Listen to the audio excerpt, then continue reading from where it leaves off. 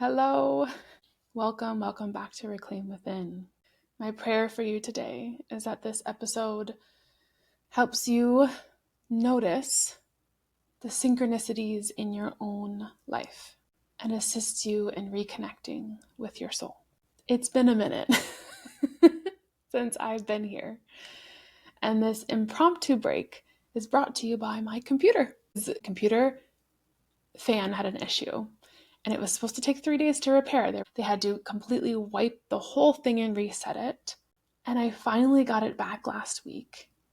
It has been a wild ride with my computer, especially because of how many clients I see virtually. Anyways, the synchronicity of it is that last year in November is when I started writing and podcasting. And I told myself that I would give myself one whole year. And after a year, I would reassess and decide if this is actually still a place that I want to pour myself out into, and a way that I still feel like is important to give back. And so the universe gave me a break the entire month of November. I couldn't record anything without my computer.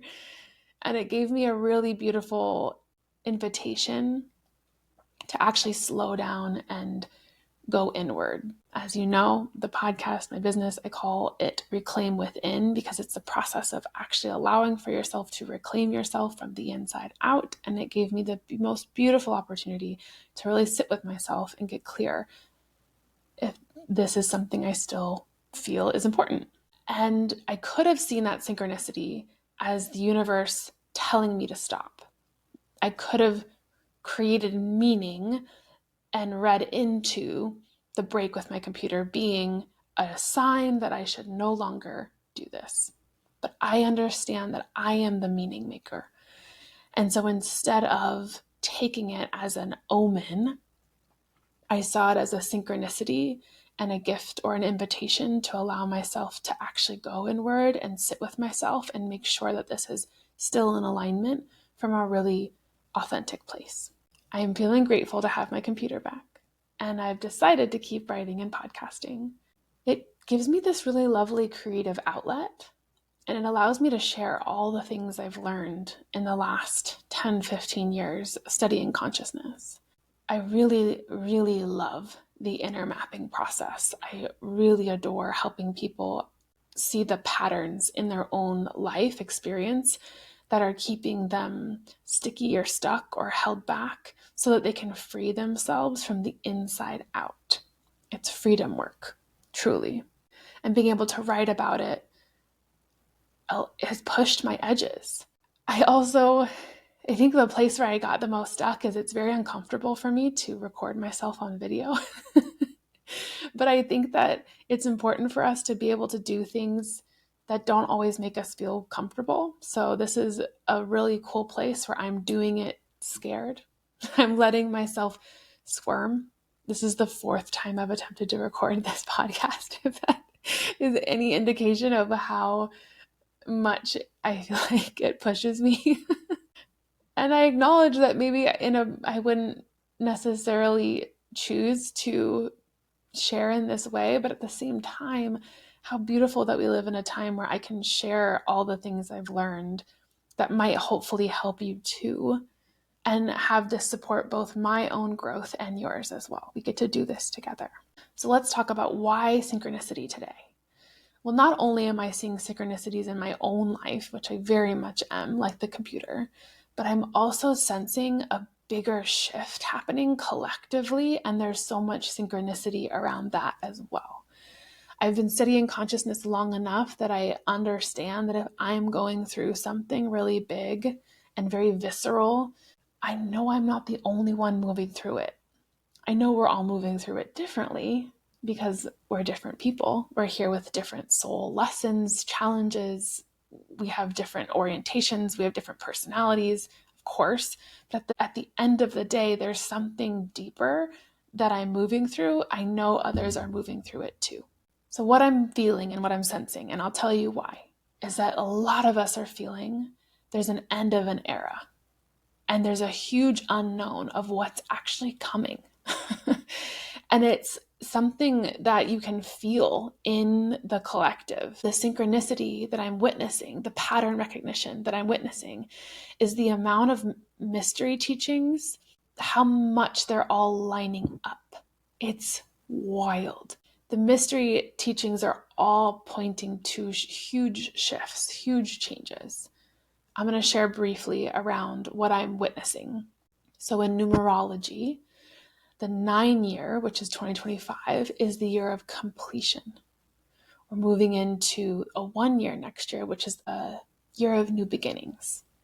In Chinese astrology, this last year from February 2025 to February 2026 is the year of the wood snake, which is a year of alchemy, shedding, transformation, a lot of letting go and like being deep, coiled deep into the earth.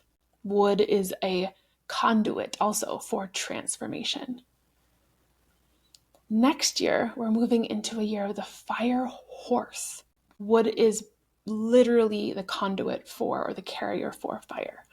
And the horse is a very wise, intuitive creature that has the ability to cross wide swaths of land. And a fire horse, it's like on fire, in fuego. That's a huge shift that we're moving from into the year of 2026. And again, it starts in February. And then my personal area of expertise is Western astrology. And when I tell you this is I've been studying astrology since I was 13. So when I'm telling you it's a time in our lives I've never seen something like it, I really mean that. We have all of the transpersonal planets, all of them shifting. These transpersonal planets, some of them take 20 years to change into a new sign, and it's all happening right now. Pluto, Neptune, Uranus, Saturn, all making huge moves this year into another archetypal form. All of them are moving into fire and air. Chiron is an asteroid, so he's not a transpersonal planet, but he hangs out there, and he also has a very long transit. He also is moving into a new sign. It is an earth sign, so that'll be that's like the one place we'll have grounding. These giant shifts are all indicators that we're moving into a completely new era. It's not just a cycle ending, it's an era ending. And then last but not least, in human design, there's a lot of talk about approaching the shift that's happening in 2027. And that shift is happening in the cross of the phoenix, which is pointing us more towards individuation, towards sovereignty, self-authority. And all of these different mystery schools are pointing to the same thing, massive change.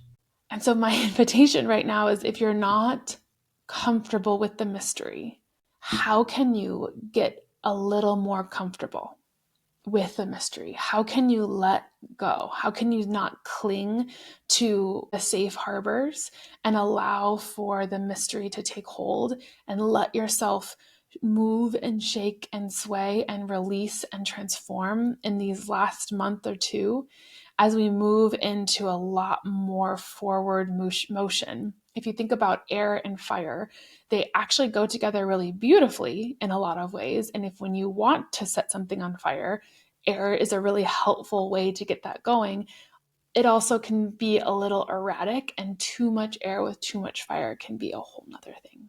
So when I witness all of these, the synchronicity of all of these mystery schools expressing this shift and this change, I'm also feeling it very personally.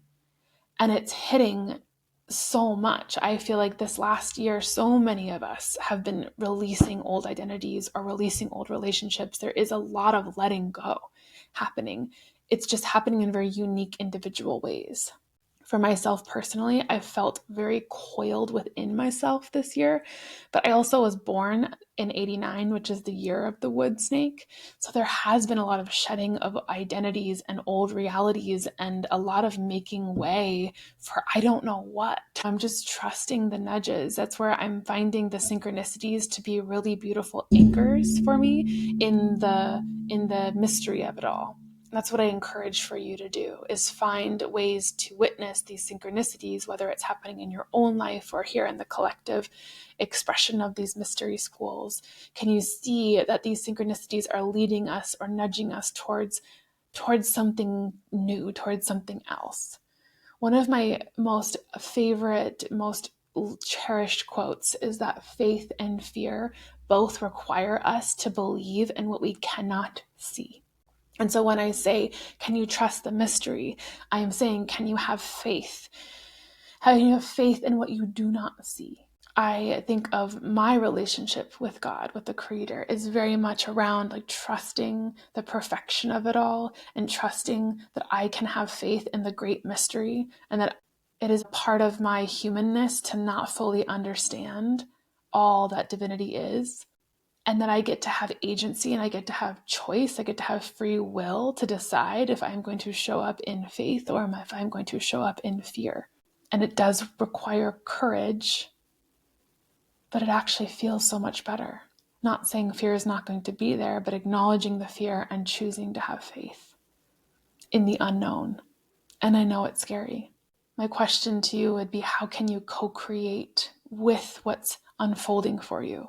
How can you lean into the mystery? And how can you find faith if you don't already have it? Where are you trying to control? Where are you trying to cling on to something instead of just letting yourself surrender? So now I've shared some of the really beautiful synchronicities that I've been moving through lately. Let's actually just talk more about what synchronicities are. So they're actually moments that you just know aren't random. It's when life speaks directly to you. Think of an example of a time where you've thought of somebody and then that day they call. Or when you've been going through something and all of a sudden a line in a book or a lyric in a song just gives you everything you need in that moment. It's like those moments when something happens just so perfectly that you can't even make it up. It's just these perfect timing signs.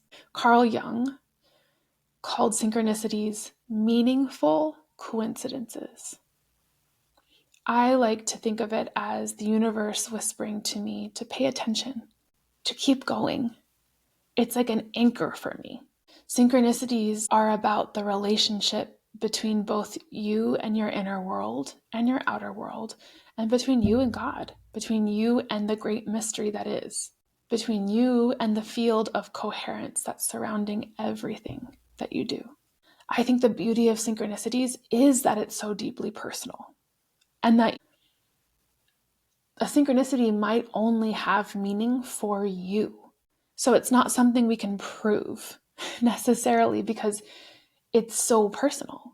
But somebody can be in the same room as you, and the song lyric can land in you like a stone landing in still water. It can be such a deep impact for you, while the person next to you might have not even heard it.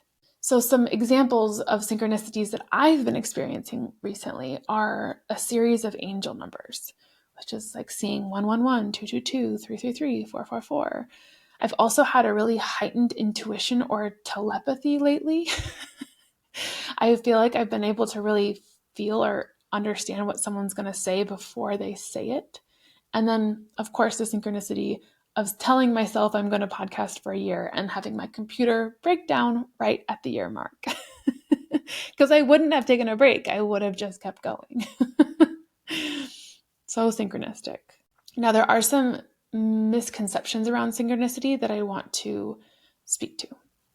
One, not every coincidence is a synchronicity.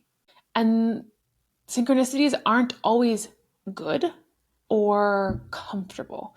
They actually can be wake-up calls to reorient you onto your path. They're also not literal answers or fortune telling. They're more of invitations.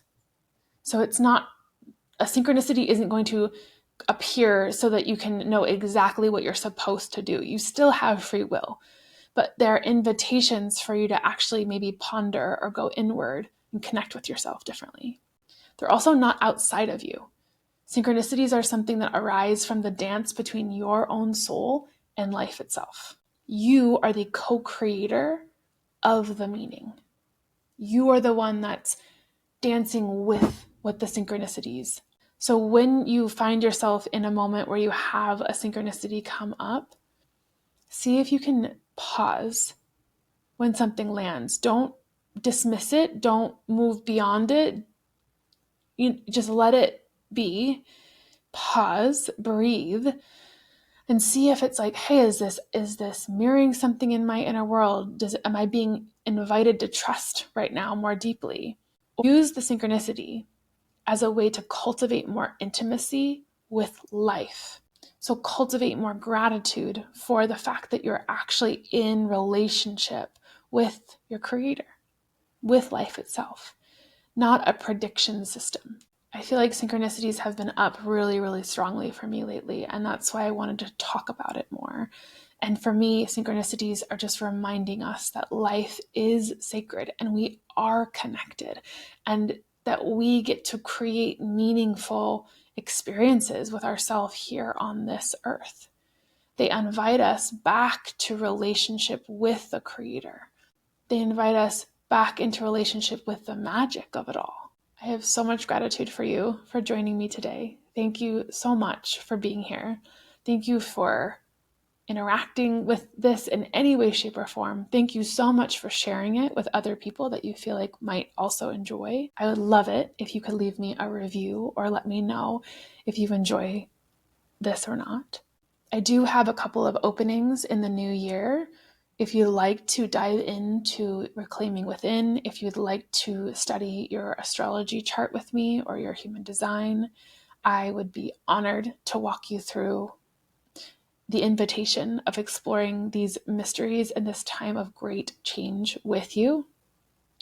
If you're going to sign up to work with me, I do ask that you consider to sign up for 3 months. That's what I've witnessed us have really, really powerful transformational shifts. It usually takes more than a call. And if you want to study astrology with me, we could set up just one call, but we could also set up a series of like 2 or 3 so that we can actually really dive into the chart and actually work with it in more of a way of actually not just me telling you what the chart is, but you exploring how you feel and your relationship with each of these archetypes as they show up in your life. So you can reach out to me via email or text, and we can go from there. So many, many blessings to you. Thank you for being here.